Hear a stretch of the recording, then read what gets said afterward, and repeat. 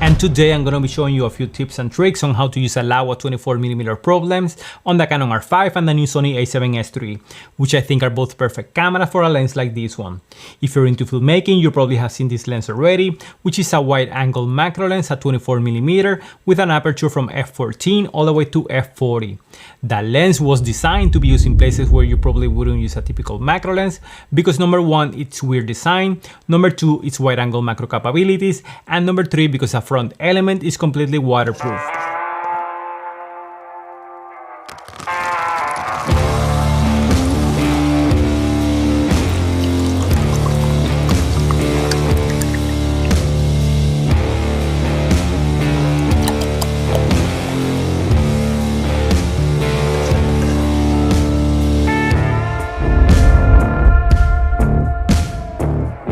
And before we begin, if you're new to the channel, I do a lot of camera filmmaking and drone videos to help you get the most out of your camera. So if you're new here, click the subscribe button and all the gear we talk on this video, you're gonna find links in the description below. So let's jump right into the video.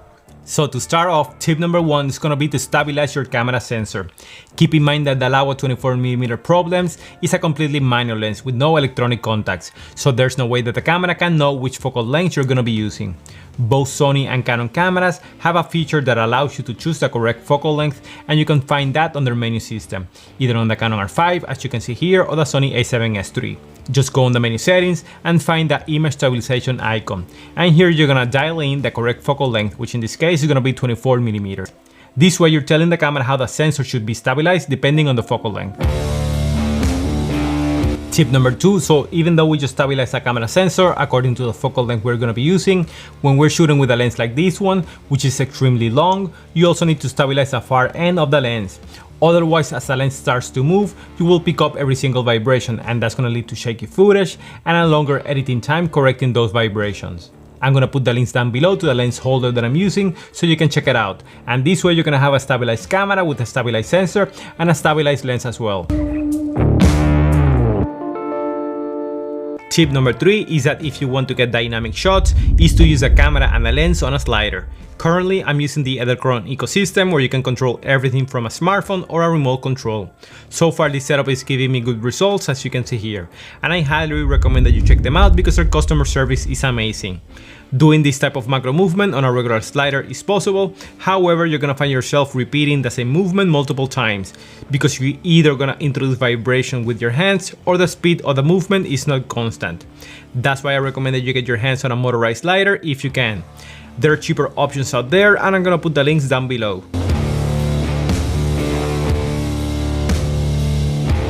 Tip number four is that anything that I have mentioned so far wouldn't be possible if you don't have enough lighting. Because a Laowa macro lens has an aperture of f14, it means that you need a lot of light, and I mean a lot of light. I initially thought that my current setup would be enough to use this lens, however I quickly found out that I need stronger lights to make it work. Currently I'm using a couple of Godox lights, one 200 watts overhead, 60 watts on the side and 100 watts on the softbox to help me fill any of the shadows. So before investing all your money on a lens like this one, make sure that you still have enough money to invest in lighting.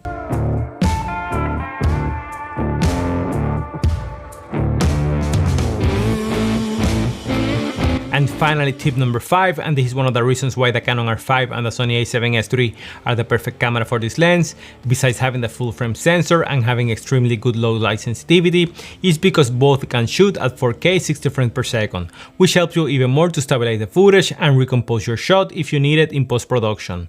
I try to shoot everything at this frame rate unless I cannot get adequate exposure, and when that happens then I shoot at 4K 24 frames per second, which allows me to use a lower shutter speed and more light can get into the sensor.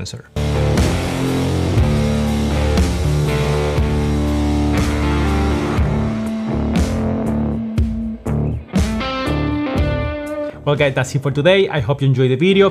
Click the like button if you liked it, and don't forget to subscribe for more camera filmmaking and drone videos. See you in the next one.